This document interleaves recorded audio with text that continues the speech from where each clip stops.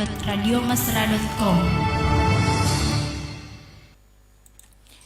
Ya, assalamualaikum warahmatullahi wabarakatuh dan selamat pagi Insan Mesra. Alhamdulillah di pagi hari ini, tepatnya di edisi siar kami hari Jumat tanggal 5 Juli bertepatan dengan 28 Zulhijjah 1445 Hijriah. Kami hadir kembali di ruang dengar Insan Mesra bersama Insan Mesra di acara Dai Dialog Agama Islam, ya. Yang mana acara ini insya Allah bersama dengan Bapak Ustaz Rosidin BAMA, ya, nanti akan menemani kita sampai pukul 11 di acara Dai Dialog Agama Islam.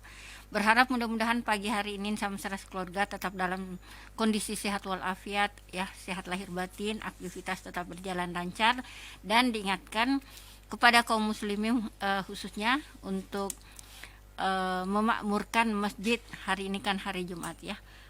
Baik Insan Mesra, pukul 10:14 kita undang untuk nantinya kita undang, ya, untuk gabung di layanan 0853 9535 0907. Saya menyapa beliau dulu nih, Pak Ustadz. Assalamualaikum. Ya, apa kabar ini Ustadz? Alhamdulillah, ya. Sudah juga saya sampaikan ke Insan Mesra semuanya untuk materi kita hari ini, yaitu masih kelanjutan pembahasan kita Jumat kemarin Ustadz, ya, yaitu rukun-rukun sholat, ya, rukun salat, iya betul. Kemarin sebenarnya waktu Pak Ustadz tidak masuk ada titipan pertanyaan, iya, mudah-mudahan nanti Pak Ustadz bisa menjawab, ya, iya. Dan baik, kita efisienkan waktu kita hari ini Ustadz. Silahkan dengan materi kita. Waalaikumsalam warahmatullahi wabarakatuh.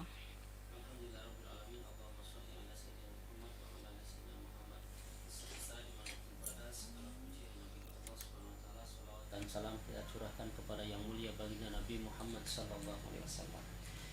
Insan Mesra dimanapun berada, semoga kita semuanya dalam keadaan sehat walafiat dan selalu dalam perlindungan dan hidayah Allah Subhanahu Wa Taala, selamat di dunia maupun di akhiratnya Allah Subhanahu Wa Taala. Amin amin ya rabbal alamin. Baiklah Insan Mesra dimanapun berada, kita sekarang melanjutkan pembahasan sebelumnya, Iya. yaitu tentang bab rukun-rukun sholat bagian kedua. Iya.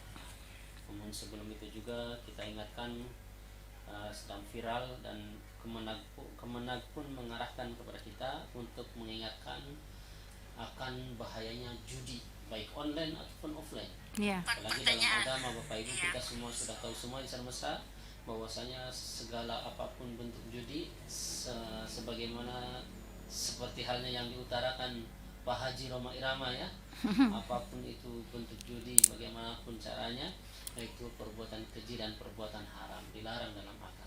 Mau dalilnya kami bacakan, tapi dia perlu dalil karena nanti kepanjangan. Iya. Intinya itu haram Bapak Ibu, kasihan anggota tubuh kita yang yang makan tubuh, makan barang haram, maka apa namanya Indonesianya itu surga itu haram baginya dia, kecuali kita betul-betul tobat betul, menyesali dan membersihkan diri. Nah udah, pokoknya kita yang judi apapun Bapak Ibu jangan coba-coba, jangan dilakukan baik offline maupun online. Apalagi sekarang marak Ustadz, ya, judi online. Nah kasihan itu kan istri kita, anak kita yang punya pekerjaan, yang punya gaji, sudah mengharap-harap anak istri kita, tapi ternyata di rekeningnya berkurang pun bagaimana, kasihan anak istri kita. Rumah tangga bukan main-main. Kalau judi, ya mana ada judi itu online, aplikasi slot, aplikasi apa itu, mana ada orang mau ngasih uang berjuta-juta miliaran secara cuma-cuma. Itu aplikasi kan sudah di setel juga, sudah di manage sama si tukang itunya. Nah ini beberapa kali sih ini dapat, berapa kali ini nominal yang dapat. Nggak mungkin kita nggak bisa kita kaya dengan itu. Nggak bisa, kaya itu dengan kerja, dengan giat. Nah orang kerja mau kaya dengan kerja, bukan berarti dan yang lainnya. Dan sholat juga, sholat Bapak Ibu bukan berarti orang sholat itu menjadi kaya, bukan. Sholat itu untuk keberkahan. Kalau kita kerja saja tanpa sholat tidak ada berkahnya. Walaupun banyak uang kurang terus apa dan sejenis, tapi kalau kita sholat juga berkah. Intinya judi apapun tidak usah dilakukan, kasihan keluarga kita, ibu bapak kita, anak istri kita, kasihan. Dosa juga udahlah, nggak usah pikir dosa, kasihan orang tua kita, kasihan keluarga kita. Apalagi dosa, betul-betul dosa besar judi. Iya. Insyaallah kita Bapak Ibu akan melanjutkan pembahasannya itu rukun sholat. Rukun sholat. Atau saya sampaikan dulu nih Ustaz, Iya, pertanyaan yang kemarin. Oh iya, boleh. Iya, Tidak yang bisa. kemarin Ustaz tidak sempat masuk, tapi ada titipan pertanyaan. Yang pertama itu kalau nggak salah, apakah termasuk ini kan rukun sholat itu satu diantaranya adalah pengucapan Ustadz, ucapan ya. Nah pertanyaannya apakah ini juga masuk di sholat sunat? Ini kan wajib yang kemarin kita bahas. Kalau misalkan kita sholat sunat, apakah pengucapan Al-Fatihah itu disuarakan juga? Minimal kita yang terdengar gitu. Iya. Intinya. Iya. Kan sini rukun sholat itu ada rukun ucapan, ada rukun di dalam hatinya, ada rukun gerakan. Nah ini rukun ucapan ini namanya rukun sholat, berarti mencakup sholat apapun itu. Oh, termasuk wajib, sholat sunnah, sholat yang lainnya mencakup semuanya. Oh, iya. Rukunnya itu diantaranya bacaan kita minimal terdengar oleh kita diri sendiri, seperti itu. Dan jangan terlalu lantang karena takutnya mengganggu orang lain. Iya. Itu. Ada lagi pertanyaannya yang lalu? Sebenarnya ini masih ada, tapi ada penelpon ini Oh Ustaz. iya. Kita terima saja ya. Oh. Iya. Ya, halo. Assalamualaikum. Waalaikumsalam warahmatullahi wabarakatuh. Pak Imran, tolong suara radionya dikecilkan sedikit biar enggak feedback begini ya. Oke, assalamualaikum Pak Ustaz. Waalaikumsalam warahmatullahi wabarakatuh. Ya, silahkan Pak Imran. Jadi saya masih lagi ada sedikit yang saya mau menanyakan ke Pak Ustaz. Iya. Di semua masjid musala kayaknya kan kadang-kadang ada perselisihan Perselisihan. antara pengurus. Ini di luar tema sebenarnya. Iya, enggak Tidak apa-apa. Kadang-kadang ada yang salah paham, ada yang kurang trust. Jadi saya punya unek-unek ini, ada satu tempat masjid yang pengurusnya itu memang ya kadang memang sudah begitu. Pengurusnya Pak Imran? Ya pengurus masjid yang kadang-kadang tidak paham dan tidak sependapat. Oh, enggak sependapat ya. Terus Kadang-kadang saya berpikir begini, memang kalau yang namanya perselisihan itu di mana-mana ada. iya, perbedaan. Perbedaan. Tapi yang satu ini kayaknya agak-agak spesifik. Iya. Jadi saya lihat di sana itu ada, ya kita sebut sajalah seorang imam masjid Mm-mm. yang kadang-kadang agak arogan, Iya. yang membuat keresahan dalam kepengurusan. Jadi bagaimana menanggapinya itu Pak Ustaz? Artinya menghadapi orang-orang yang kayak gitu itu, yang arogan itu, yang terlalu sok tahu, sok pintar, sok benar. Gimana kita menanggapinya itu Ustaz? Terima kasih. Ya. Umi, Ya, Assalamualaikum makasih. warahmatullahi wabarakatuh. Waalaikumsalam warahmatullahi wabarakatuh. Dalam hal apapun, baik di sosial, masyarakat, di organisasi ataupun apa, orang itu kan ada yang sifatnya Indonesia itu ada yang agresif, ada yang arogan, ada dan sejenisnya, ada tergantung. Dan arogannya itu kalau dalam hukum agama maksudnya kalau dia dalam pihak benar pun ya maksudnya tinggal ngasih tahu dengan secara yang baik-baik.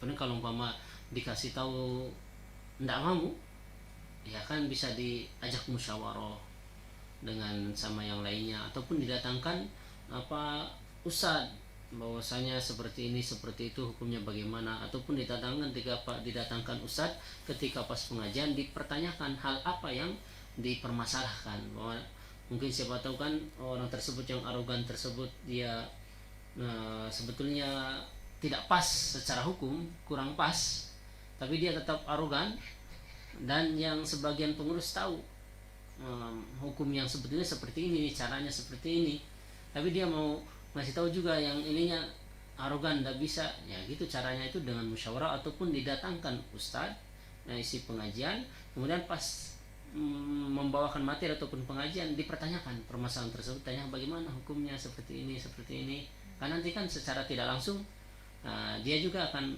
mengenal, oh kayak gitu toh sebetulnya seperti ini seperti itu. Seperti itu yang penting dengan secara baik-baik ya. Iya, untuk menyampaikannya harus secara baik-baik. Namun memang terkadang begitu Ustaz, kadang ada bukan hanya di kepengurusan masjid, di tempat-tempat lain juga ada kadang organisasi memang ada, misalkan ada sifat yang arogan, apalagi kalau misalkan pucuk pimpinannya di situ arogan.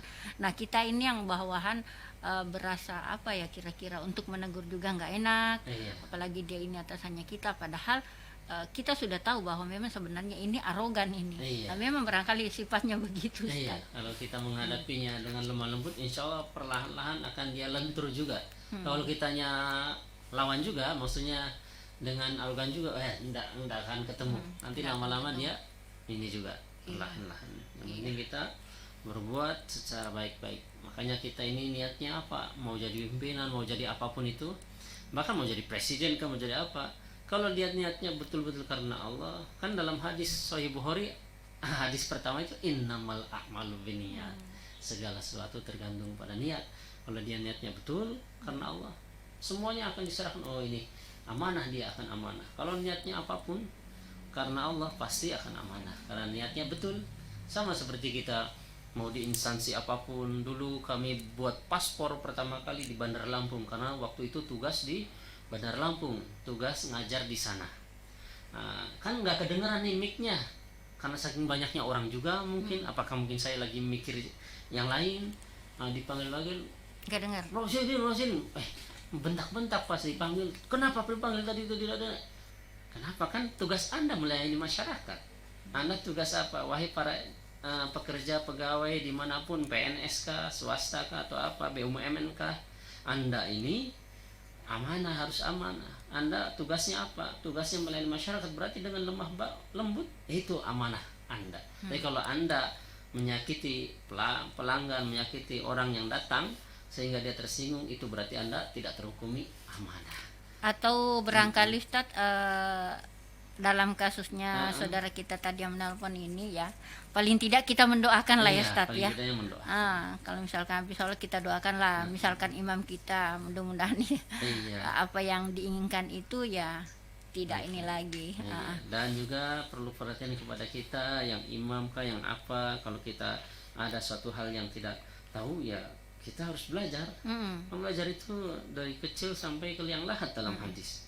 Dan kita itu ilmu itu luas.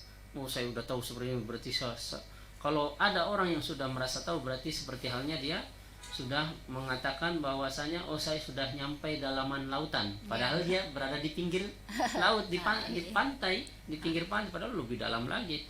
Itu ilmu agama, tanyakan. Apalagi kita sudah dituakan, diustadkan. Kalau di sini kalau di Jawa nggak bisa, walaupun dia bisa baca doa, bisa ngimami, belum tentu dipanggil ustad. Kalau di sana di Jawa itu harus pesantren betul-betul. Iya, Ustadz banyak. Saya menyapa dulu ya saudara kita yang sudah gabung dari Tondeng. Assalamualaikum, selamat pagi Pak Ustadz. Ya, selamat pagi juga Tondeng. Kemudian Esti Kuswardani, Ibu Esti ini. Maaf Ustadz, mau bertanya, bila ada seorang yang pria berubah jadi wanita, siapa yang berdosa, dia atau orang tuanya? Itu. Kemudian ada Ibu Atika juga. Assalamualaikum, apakah wajib wanita pergi di masjid sholat maghrib menunggu isya? Ada yang mengatakan wanita tidak berkewajiban pergi ke masjid, hanya laki-laki. Mana yang benar ini Ustaz? Ya, boleh. Ya, terima kasih. Jadi sebelum menjawab, kami sapa juga, ini menelpon juga Pak D. Suwarno di Perumnas di Masjid Albir Perumnas Blok H. Oke, di sana ya. Beliau pendengar setia. Kemarin ketika ngisi pengajian saya selalu dengarkan Radio Mesra itu pengajian katanya. Beliau dari Jawa aslinya, cuma udah lama di sini. Dari kecil mungkin Pak D. Suwarno ya. Untuk minta disapa terus ini Umi Mira. Iya, Pak D. Suwarno di Perumnas Blok H. Tadi telepon juga. Ya, pertanyaan pertama, nah itu maaf, mau tanya, bila ada seorang yang pria Iya. berubah jadi wanita, siapa yang berdosa, dia atau orang tuanya? Dalam hadis Bapak Ibu, la tasyabahu, jangan menyerupai, jangan meniru-niru. Al-rijalu, seorang lelaki, bil mar'ati, meniru kepada seorang, meniru menjadi perempuan. Atau sebaliknya, al-mar'atu birrajuli, seorang perempuan menjadi seorang laki-laki. Jangan meniru-niru, jangan menjadi apa Indonesia itu bencong banci. Iya, betul. Nggak usah meniru-niru. Nah, terus yang berdosa siapa? Yang penting kita ngasih tahu dengan lemah lembut, ngasih tahu orang tuanya, ngasih tahu keluarga, ngasih tahu lembut. Jangan jangan deh, jangan anakku kayak gini. Kita itu fitrah kita itu, yang kalau ke perempuan berarti fitrah kita perempuan, berarti perempuan.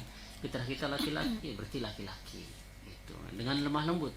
Nah, kalau kita orang tuanya sudah memberikan seperti itu arahan dengan baik, ngasih tahu dengan baik, tapi kalau dia terus, nah kita nggak ada tuntutan lagi kalau orang tua. Tapi kalau orang tuanya membiarkan, itu yang nanti kita akan dipertanyakan di akhirat. Ada anaknya menjadi berubah menjadi banci atau bencong, lalu orang tuanya cuek bebek, tidak mau ngasih tahu perlahan-lahan. Nah, itu yang dipertanyakan. Yang penting kita ngasih tahu dengan perlahan-lahan. Tapi kalau kita sudah ngasih tahu lemah lembut dan berdoa kepada Allah, ya udah itu Allah Subhanahu wa taala mungkin mau nguji kita ataupun bagaimana, nah biarkan saja. Yang penting dia suruh jaga sholat, suruh yang penting jaga sholat lima waktu, taat kepada kedua orang tuanya. Iya, dari Bu Atika nih Pak Ustadz. Ya. Pertanyaannya. Ibu Atika, Assalamualaikum warahmatullahi wabarakatuh. Waalaikumsalam warahmatullahi wabarakatuh. Apakah wajib wanita pergi ke masjid sholat maghrib menunggu isya? Ada yang mengatakan wanita tidak wajib pergi di masjid, hanya laki-laki. Mana yang benar? Apa diwajibkan? Apa tidak? Ya, pergi ke masjid itu tidak wajib Bapak Ibu. Kalau laki-laki berjamaah fardu kifayah, maksudnya bahkan di sebagian ini ulama mewajibkan kalau laki-laki ya ke masjid. Itu sebagian madhab terutama madhab Hanafi, ya itu wajib. Kalau kita kan mau ke masjid lebih utama laki-laki. Nah, laki-laki dianjurkan untuk ke masjid. Kalau perempuan bagaimana? Kalau perempuan di dalam madhab Syafi'i atau Hanbali Hambali boleh, maksudnya boleh, ya silahkan ke masjid ataupun tidak silahkan. Yang penting sekiranya tidak menimbulkan fitnah. Kan sekarang ada penutupnya, ada hijabnya, silahkan.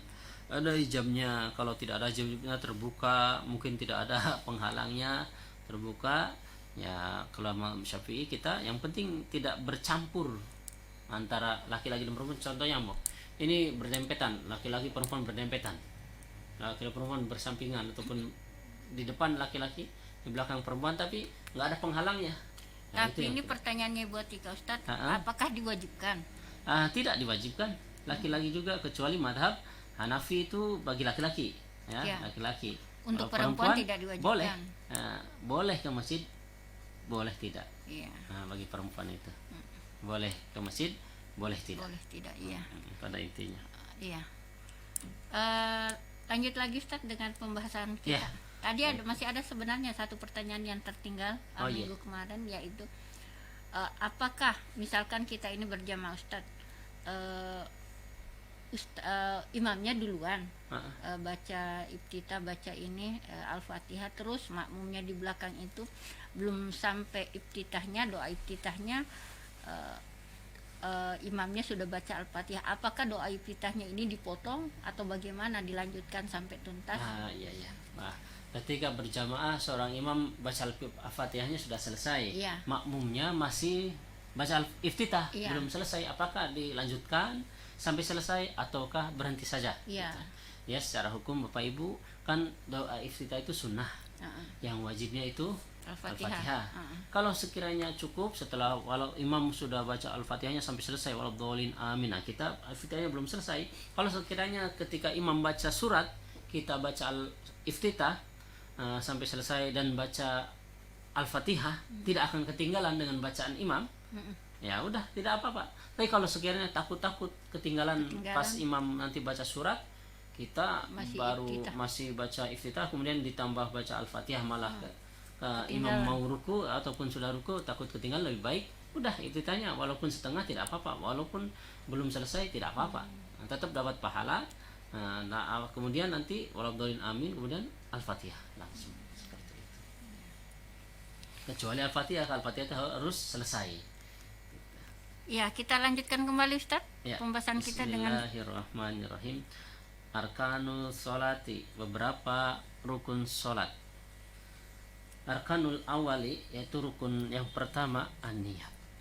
Rukun pertama itu niat, Bapak Ibu ya.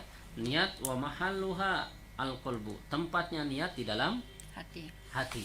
Jadi rukun pertama dalam rukun sholat adalah niat. Wa talaffudzu biha sunnatun. Melafazkan niat itu sunnah, Bapak Ibu ya. Jadi rukun sholat itu yang pertama adalah niatnya di mana tempatnya? Niat itu di dalam hati. Kapan? Ketika waktuha, kapan waktunya? Asna at-takbir, ketika mulai takbir Allah di dalam hati. Falau kabbaru biduni ayastahdiruha tsumma ba'da takbir nawa falatan akhirat. Kalau umpama Allah akbar, Allah pas itu di dalam hati niat Allah di dalam hati, niat saya sholat zuhur ataupun sholat subuh 2 rakaat menghadap kiblat makmum karena ta'ala bar sudah. Falau tsumma ba'da takbir nawa falatan akidah. Falatan akidu sholatuhu. Kalau niatnya ketika selesai takbir nih Allahu akbar baru niat. Nah, tidak sah dalam mazhab Syafi'i, Hambali. Kecuali mazhab Hanafi. Mazhab Hanafi Bapak Ibu, mazhab Hanafi itu apa? Mazhab Hanafi itu yang dipakai oleh India, Pakistan, Bangladesh, sebagian Iran, sebagian Irak, kemudian Afghanistan, Nepal. Itu orang Islam sana pakai mazhab Hanafi. Jadi walaupun ketika Allah Akbar langsung udah niatnya tadi ketika dari rumah mau ke masjid memang mau niat sholat, mau ketika wudhu mau ke masjid juga memang mau niat sholat, tidak usah. Tapi kalau kita mazhab Syafi'i, mazhab Hambali, niat itu bersamaan pekerjaannya. Kalau sholat ketika pas takbir Allah di dalam hati niat saya sholat subuh 2 rakaat menghadap kiblat sendirikah atau berjamaah karena Allah Ta'ala bar. Itu kalau niatnya Allah Akbar baru niat di dalam hati tidak sah dalam mazhab kita. Seperti itu niatnya, niat yang pertama. Kemudian watalafadzu biha sunnatun. Melafazkan niat itu sunnah Bapak Ibu ya, melafazkan niat kan sebelum sholat. Melafazkan niat sunat apa hikmahnya? Hikmahnya itu liyu'ayyinal istihdaril qalba, untuk memudahkan hati, untuk meyakinkan, untuk memudahkan hati berniat. Nah, itu salah satu hikmah daripada berniat. Nah, kan ada orang sebagian yang tidak mau itu, tidak mau pakai niat. Nah, gini. Mahlu qalbu wa talaffudzu biha sunnatun liyu'ayyinal lisanu al-qalba fi istihdariha. Untuk memudahkan lisan itu untuk membantu hati mengingatnya. Itu hikmahnya apa sih melafazkan niat? Kan ada orang yang enggak mau itu melafazkan niat. Enggak ada itu di zaman Rasul, enggak ada itu. Sebelum sholat usolli fardhu subuh enggak ada itu. Tapi apa sih tadi dalilnya itu? Liyu'ayyinal lisan al-qalba fi istihdariha, untuk memudahkan hati mengingatnya. Padahal dengan lisan itu coba sebelum sholat usolli fardhu subuh berarti kita memang mau sholat subuh. Jadi ingat itu. Bahkan yang wajibnya itu di dalam hati. Allah dalam hati niat sholat. Ya saya sholat subuh 2 rakaat menghadap kiblat karena Allah Ta'ala. Sama seperti wudu Bapak Ibu. Wudu juga nawaitul wudu alirafil hadasil asghari fardhu, itu melafazkannya itu nih sunnah gitu. Tapi kapan wajibnya niat wudu? Niat wudu itu ketika di dalam hati, ketika pas basuhan inda awali ghusli wajhin, ketika pas basuhan pertama pada wajah, itu di dalam hati niat. Pas basuhan pertama pada wajah basuh, niat di dalam hati, niat saya berwudu menghilangkan hadas kecil, wajib karena Allah Ta'ala. Jangan dilepas kalau belum selesai niatnya, seperti itu. Itu pertama, rukunnya sholat adalah niat. Tempatnya niat di dalam hati. Melafazkan niat hukumnya sunnah. Jangan menyalahkan yang melafazkan niat. Kan ada sebagian kelompok yang nggak mau itu. Kenapa itu kayak gini? Nggak boleh ini apa dan sejenisnya. Nah, ada dalilnya. Apa? Liyu'ayyinal lisanu al-qalba fi istihdariha, supaya memudahkan hati mengingatnya. Sunnah melafazkan niat itu. Sebelum sholat mau baca WhatsApp pun bisa. Coba sebelum takbir saya baca WhatsApp dulu, nggak apa-apa. Letakkan Allahu Akbar, boleh. Apalagi ini melafazkan niat lebih boleh lagi. Sunnah. Kemudian darajatun niat, tidak ada yang dipertanyakan. Yang ke rukun yang pertama itu sudah. Kemudian rukun yang kedua yaitu ar-ruknu tsani, takbiratul ihrami.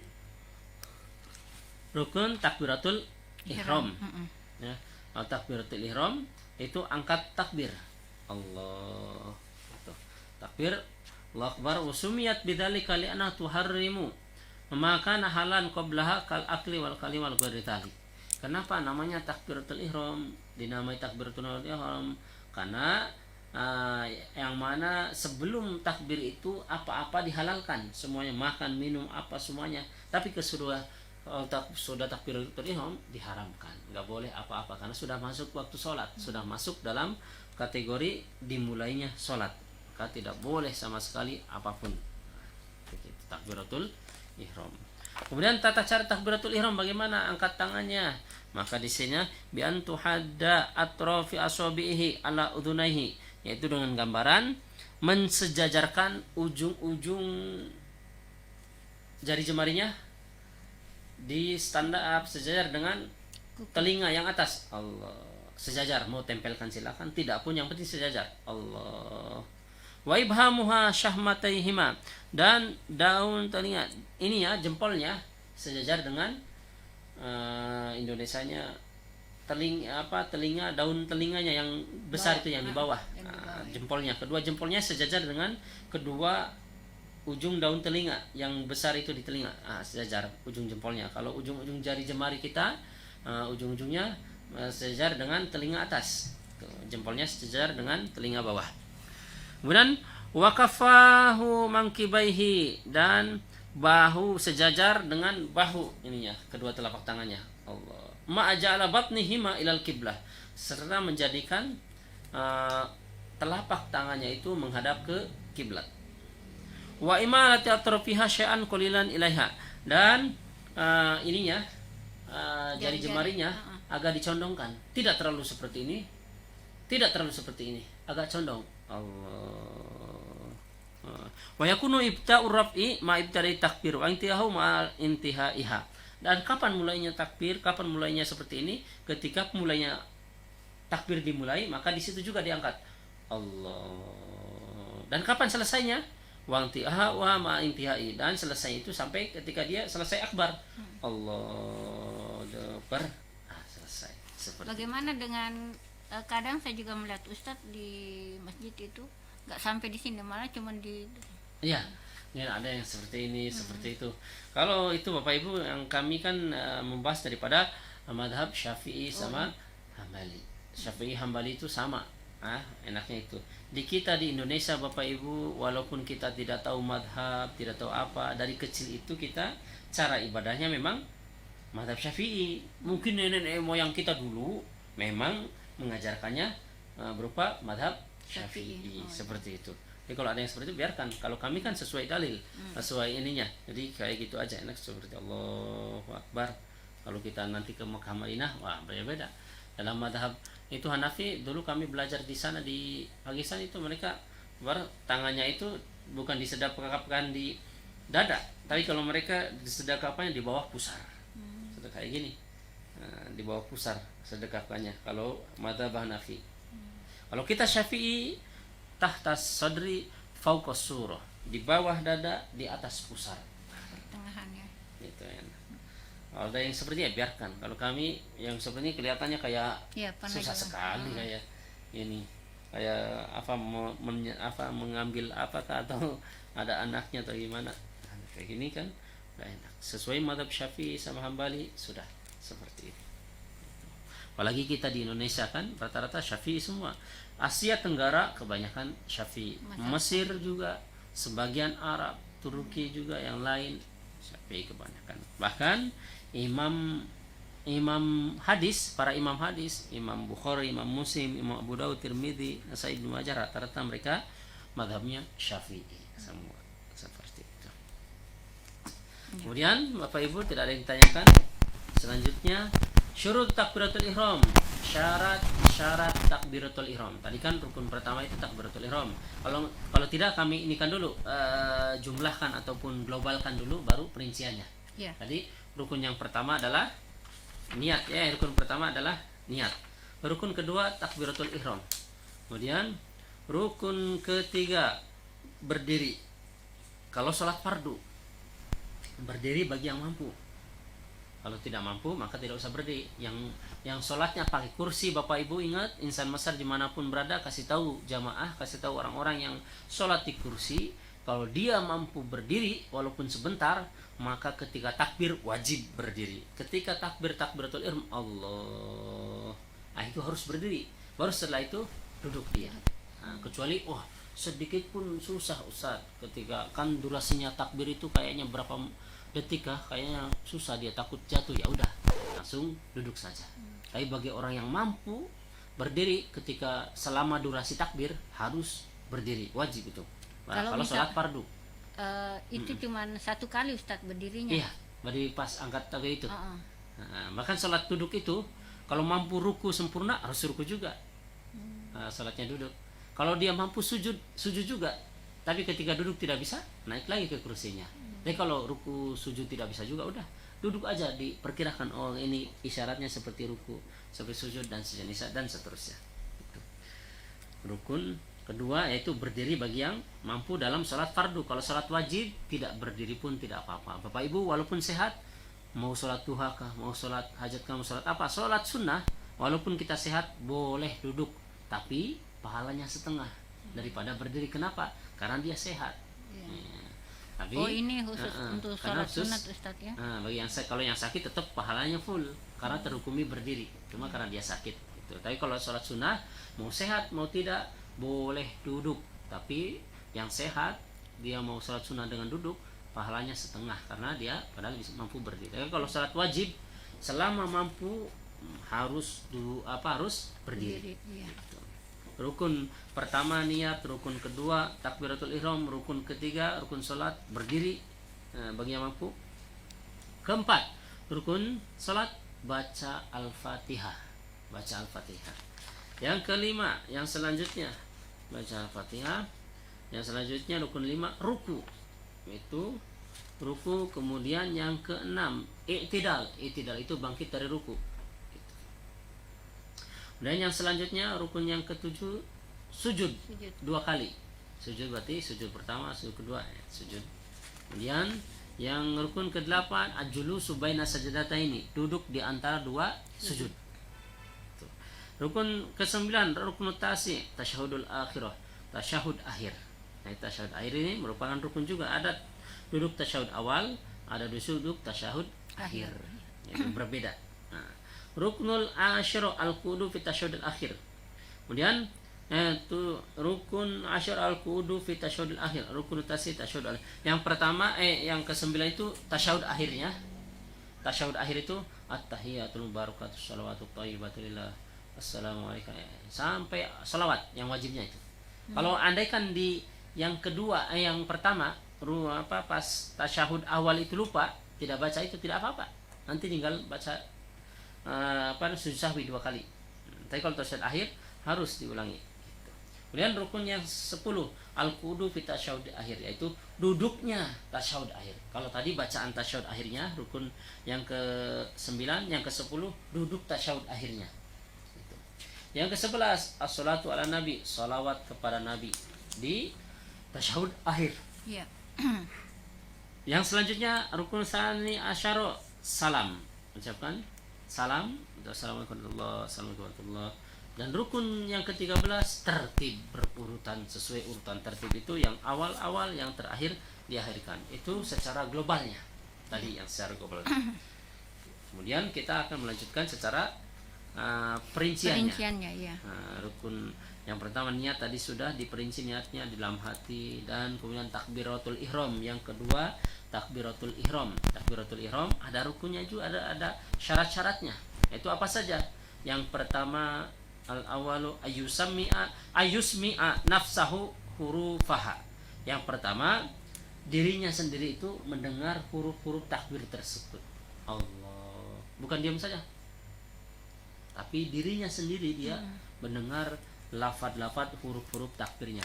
Allahu Akbar. Bukan diam aja. Syaratnya takbiratul ihram. Kemudian yang kedua, antakuna halatal qiyami fil fardhi. Ini harus dalam keadaan berdiri takbiratul ihram itu ketika sholat fardu, sholat wajib. Dalam kurung maksudnya bagi yang mampu.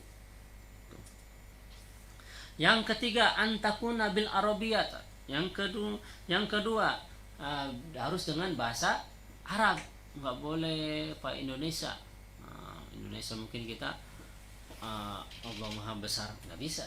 Makanya harus pakai bahasa Arab. Bahasa Arab, Allah iya. Akbar. At-tartibu, tertib. Ya, berurutan. Itu. Anut bukan dibulak-balik. Akbaru Allah. Wah, Allahu Akbar. Harus berurutan lafaznya. Kemudian anutku bilafdil jalalati.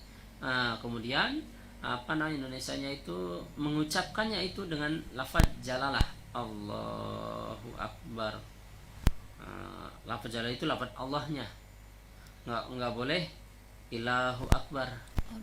Allahu Akbar. Lafaz jalalahnya. Allahu Akbar.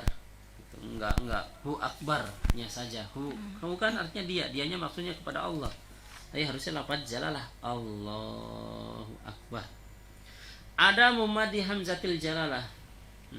Enggak boleh memanjangkan hamzah lafaz jalalah Allahu Akbar, enggak boleh. A-nya yang dipanjangkan Allahu Akbar, enggak boleh.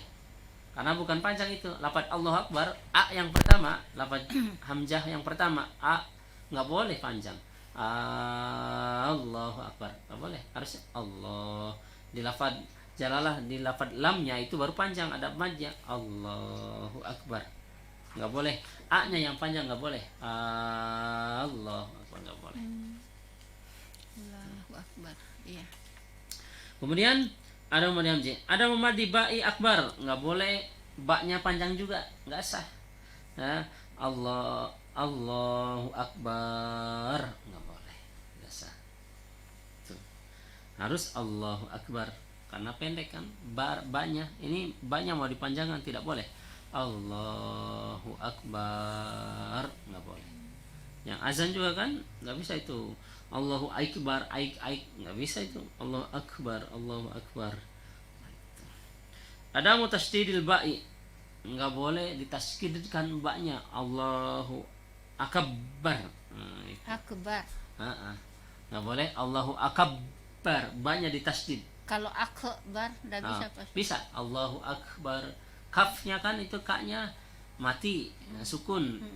Kaf kalau sukun Allahu Akbar. Kalau kof Allahu Akbar. Kof. Kalau kaf Allahu Akbar. Jangan juga seperti ada juga anak muda kan azan Allahu Akbar, Allahu Akbar malah jadi C. Nggak bisa itu, bukan makhrajnya. Tempat keluar hurufnya kaf, ka, kayak Artinya ada pantulan. lain lagi artinya kalau begitu Iya, kalau penyebutan ats berarti C. Apa itu artinya? Bukan artinya ya. Allahu Akbar. Kaf kalau mati sukun Allahu Akbar. Ustadz, kalau penyebutan ini azan as-salatu khairum minan naum yang benar itu bagaimana Ustadz? As-salatu khairum minan naum. Bagaimana penyebutan yang benar itu Ustadz? As-salatu khairum minan naum. Enggak boleh pendek Ustadz. Minan Yang naum. mana ya? Minan naum. Naumnya itu naum itu kan madlain. Madlain itu fathah, setelah fathah waw mati, ataupun setelah fathah ya mati, itu namanya dalam hukum tajwid madlain. Madlain itu aina, bauna, aina, ataupun itu di situ kan naum nun fathah naum. Tapi karena dimatikan juga mimnya maka menjadi mad aridul sukun naum. Tapi tidak apa-apa pendek di situ di belakang Ustadz. Tidak apa, malah lebih bagus lagi. As-salatu khairum minan naum. As-salatu khairum minan naum. Ya. As-salatu khairum minan naum. Kalau khairum betul mimnya didengungkan. Kenapa? Karena idgham bigunah itu. As-salatu khairun kan lafaznya khairun tanwin. setelahnya mim, as-sholatu khairum, maka idgham bigunah dengung, as-sholatu khairum minan naum. Nah, itu betul seperti itu. Ya. Ada lagi? Lanjut? Lanjut, ya. Masih ada waktu sepertinya. Masih ada waktu. Al-muwalatu bainahuma, dan lafaz takbir berkesinambungan, berketerusan. Tidak estafet tanpa jeda. Enggak boleh dipotong-potong. Allah, berhenti dulu, bar. Enggak bisa. Allahu akbar. Itu lanjut. Enggak boleh Allah berhenti. Bar. Nah, ini mendapati kami Bapak Ibu. Kami mendapati di mana itu? Di mana ya? Allah berhenti. Sementara azan Allah Akbar. Makanya Bapak Ibu insan besar dimanapun berada, kasih tahu bapak-bapak, kasih tahu masyarakat, jangan karena sudah di ini diimamkan, ini dituakan, baru secara hukum tidak bisa. Makanya belajar itu penting Bapak Ibu, belajar dimanapun kasih tahu pelan-pelan itu. Ada di masjid di sini kami Bapak Ibu, cuma kami karena bukan asli sini, istri saya yang orang sini. Kalau kami bisa bahasa Ogi juga dengan lemah lembut ngasih tahu, cuma kan kalau ke orang tua kadang takutnya kesinggung atau apa, nggak enak. Nah ini Bapak Ibu orang sini asli kasih tahu itu. Asal ketika imam Allah berhenti itu di situ bar. Nah nggak boleh itu dalam hukum tajwid. Kan kalau sakta itu berhenti sejenak tapi tidak bernafas. Ini hukumnya betul, berhenti tidak bernafas itu pun. Contohnya seperti apa? Surat Yasin. Mimmar qadina hadza ma wa'ada ar-rahmanu sadaqul mursalun. Nah ini saya berhenti sejenak tapi begitu, tidak Ustaz. bernafas. Ini namanya hukumnya sakta. Penyebutannya Ustaz begini, Allahu Akbar. Itu salah Ustaz. Jangan dipotong-potong. Allahu Akbar. Lanjut. Allahu Akbar. Itu ada kami mendapati di masjid berhenti memang. Iya. Allah Akbar. Akbar. Iya. Nah itu bagaimana itu? Maksudnya kasihan sayang. Kita ini kalau memang kita belum bisa, maksudnya kalau imam asal maju, semua orang bisa asal maju secara hukum itu loh. Kasihan sah enggaknya itu orang yang di belakang. Iya. Kalau di Jawa itu Bapak Ibu enggak sembarang mau yang khotib, yang khutbah, yang imam, kecuali dari pesantrenan, memang betul dari pesantrenan, terutama yang pesantrennya selesai di nomor satukan itu. Mau khutbah kah, mau isi pengajian kah, mau apapun, mau imam. Nah, setelah itu kalau yang tidak pesantren yang tidak yang selesai nggak ada. Yang penting pesantren walaupun nggak selesai pasti lebih tahu daripada orang yang tidak pesantren. Iya. Nah itu seperti itu. Dan kita yang di sini umpama sudah terlanjur diimamkan atau dituakan, bisa kan tanya-tanya kepada yang lain kan, anak muda kayaknya kalau memang dia tahu, dan jangan malu bertanya karena itu kan hukum. Nah, karena memang kan malu tapi tahan malunya karena demi kesahan daripada makmumnya, iya. demi kesahan daripada jamaah. Sayang kasihan mereka nanti nggak sah, bagaimana kita yang akan dipertanyakan di akhirat. Nah, dan juga jangan mengajukan saya mau jadi imam, saya kan ada kadang anak muda juga ada kan, saya maunya jadi imam, saya nggak usah pengen jadi imam. Itu kita kalau betul sholat ya betul, tapi kalau kita Ini soal tanggung jawab ini. Iya, tanggung jawab itu. Kita imam pakai celana pendek, imam kita perilakunya apa sebenarnya itu, bahkan dalam adab berimam itu pun dalam hukumnya ada urutannya, bab imam atau urutannya bagaimana, adabnya bagaimana, warunya bagaimana, itu ada urutannya. Nanti kalau pas bab tentang permasalahan berjamaah nanti kami akan sampai babnya itu tentang imam. Iya. Pakaiannya bagaimana? Ada pernah kita mendapati imam anak muda mungkin pakai celana pendek, Allahu Akbar. Kan secara sosial saja tidak kayak gimana kan, kelihatan secara dalam kehidupan sosial aja. Masa imam pakai celana pendek? Apalagi dalam hukum agama. Ini.